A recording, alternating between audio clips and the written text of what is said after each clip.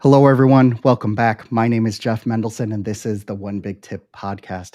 And today I am really pleased to have with me on the line Chad Willardson. Chad is the founder and president of Pacific Capital, a wealth management firm based in Southern California.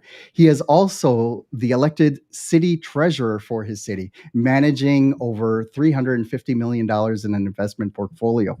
He's also been featured on the Wall Street Journal, Forbes, U.S. News and World Report, Entrepreneur Magazine, NBC News, Financial Advisor, and the California Business Journal.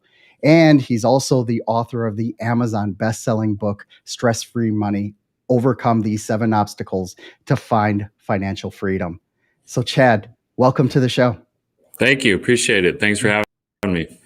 So I want to talk a little bit about your background first, right?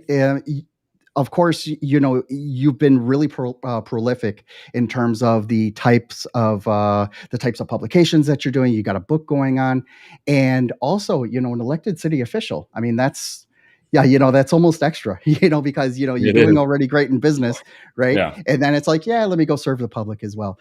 Can you Right. please talk a little bit about your background and how you got to where you are today?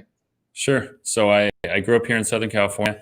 I did not always know what I wanted to do, but I definitely had an attraction to personal finance. And I got my degree in economics and started straight out of college at Merrill Lynch, wealth management. And I really enjoyed my career there. After 9 years, I left and started Pacific Capital really to become an independent fiduciary. I realized it was very important for wealthy individuals and entrepreneurs to work with someone who could give them transparent and objective advice. So I felt like becoming an independent fiduciary would be where I want to spend my time in the future. So how I came to become an elected official, 2015, I had some people in the city start recruiting, essentially saying we need a professional in this elected position to manage the investments for the city. And it's interesting that it's actually an elected position who's in charge of those investments. And I said, well, what are the requirements? What do you need to actually have in your resume to get this position? And they said, you need to be 18 or older and a U.S. citizen. And I couldn't believe that we'd never had someone professionally managing the investments for our city. And so that was something that I decided, like you said, give back, community service.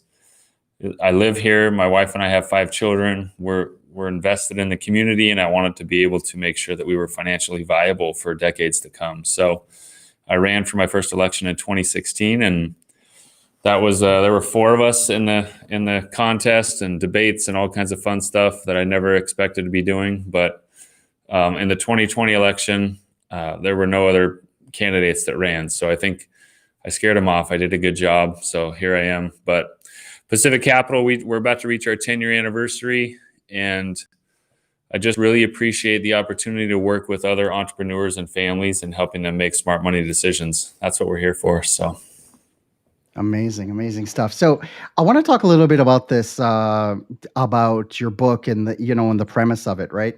We talked a little bit in the pre-show how a lot of books tell you the things to do, right? Right. And that's fine and dandy. There are a lot of books about that, right? But really what you're focused on is removing obstacles, right, Sure. towards your wealth. And I really want to dive into some of those today because they can be, they can be monumental to some people and like a really tiny thing to others, right? Sure. And I think that once you can articulate it, like once you can actually put it out there for the universe to hear, all of a sudden everyone's like, okay, wait a second. Yes, now I got it. Now I understand it, right? And I think you'd probably be the best person to talk about what those obstacles are. So let's talk about your one big tip. Sure. So without knowing the obstacles, you're never going to know how to get to the destination, because what we get stuck on is our obstacles. And so that's why I wrote this book. I'll show you since we do a video here, it's called Stress-Free Money: Overcome These 7 Obstacles to Find Financial Freedom. And these obstacles, what I find very helpful is that they apply to anyone, no matter what income level or what net worth level you're at. These obstacles, you're going to have to face them. Number 1, and most importantly, is no clear goals.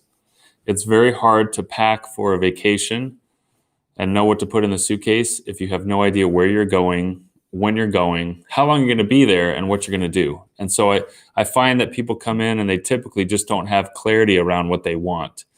Literally 20 minutes before this podcast show, we had a couple here sitting on the couch in the conference room to my left. And they're very good at running their businesses. They're very meticulous in the details and their business planning. And when it comes to their personal financial life, they said, we don't know why we just have left it up to chance. We're just kind of going through the motions and grinding hard and busy with our family and other stuff, but we've never really sat down and gotten really into the details and created a destination plan with our personal financial life. And so they were very excited to be here. It was a first appointment, but no clear goals is the biggest obstacle I see.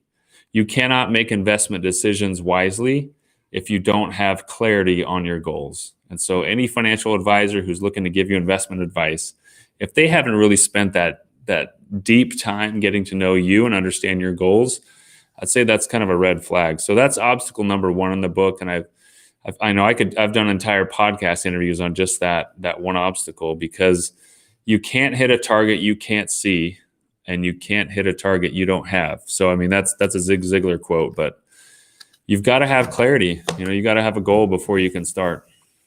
How long does it take for you to tease a goal out of a couple that comes over and meets you for the first time? Like, how does that conversation usually play out? And, the thing is, it's interesting. I've studied this behavioral finance, but if you just ask, hey, what are your top 3 goals, Mr. and Mrs. Smith? They're going to have a hard time coming up with it. It's just human nature that it doesn't come, maybe on the drive home, they'll remember something like, oh, we should have said this. But if we give them a list of options, it's very easy for them to like drag and sort and prioritize it. So we have a little exercise where we give them the iPad and we have 25 common goals, and they'll drag it and they'll say, maybe maximize the value of my business, or protect my family in case of an emergency, or pay for the grandkids' college education. And they'll drag it, and then they'll see the pictures of each of those goals and realize, you know what? We pay too much in taxes. That should be a higher priority. We want to reduce our taxes and do some planning. And so they'll drag that over to the 4 slot. But I'd say within 30 minutes, just because we've been doing this for so long, we can help a couple or a family or an individual get really clear on their goals. Where if on their own, it's going to take them a long time, just because it's not what they do. Let's jump around a little bit, because I don't Sure. do the short format of this podcast. Like, we're not going to have, we're not going to That's be able to great. go through all 7, right? But I'd really like to touch on the most surprising obstacle, right? Sure. Because like one of like as you were talking through the like the clear goal in mind, right? Of course it makes sense once you vocalize it, right? But Right. if you really don't sit down and like think about it, it's like, well, what does maximize my business's value mean? It can mean a totally different thing to me than it does to you, For right? sure. But on the other hand, there are some other obstacles there that are probably, let's just say more hard hitting, or have a larger impact that you can achieve. Like, how does that play out in your business? I'd say there are two other obstacles that I think really, one of them is financial fast food. And I talk about in the book, that's chapter 2, obstacle 2. It's like, fast food is convenient and it's everywhere, but in the end, it's probably not very healthy for you. And financial fast food is everywhere. The financial fast food is the financial news, the constant barrage of alerts and ideas, and just getting people hyped and excited about some, flash in the pan fad investment idea, or getting people scared.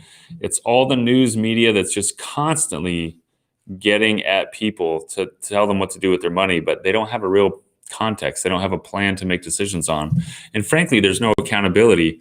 You could read an article that might be really good financial advice for your neighbor, but it has nothing to do with what stage of life you're in or what financial situation you're in. So I think it's really important to avoid the financial fast food, avoid that convenient, easy, quick, let me just Google it and figure out what I should do, or read some financial news that doesn't really have any context with my planning. And then the last one, I'd say chapter 7, obstacle 7, is letting your feelings get in the way. And that's extremely critical, because you could have the best plan in the world, but when the crisis is high, when the stress is high, if your emotions get in the way of your financial decisions, you're going to make big mistakes, and the whole plan's thrown out the window. We saw that in March, April of 2020 during the beginning of the COVID pandemic crisis, and the stock market is down 40% in 30 days. Biggest drop in history, sharpest drop in history, I should say. Quickest decline of over 30% or more. And people were panic selling their investments. So the world's never going to be the same. There's never going to be back to normal. And so 40 million people unemployed, therefore I should sell all my investments right now. And what that turned out to be was a major mistake, because the stock market and companies' earnings recovered extremely quickly. Investable companies, of course, a lot of small businesses have suffered and still suffer. But the big mistake is when you make investment and financial decisions based on high emotions, and you get attached to the greed or the fear of the moment, you make big mistakes. And so that's an obstacle we all have to face, regardless of income levels. So that's really interesting. One of the things that I followed, for example, were airlines, right? Obviously, the airlines just did a complete nosedive. Right. And now I'm reading that, so first of all, anyone who stayed in the money, well, they may not have recovered everything that they have lost yet, right? Right. But at the same time, those that recognize that, airlines can't be depressed forever, right, are now actually riding high, because if they bought low, they're doing really well, because a lot of the domestic airlines like Delta and American, they're actually having their best quarters right now.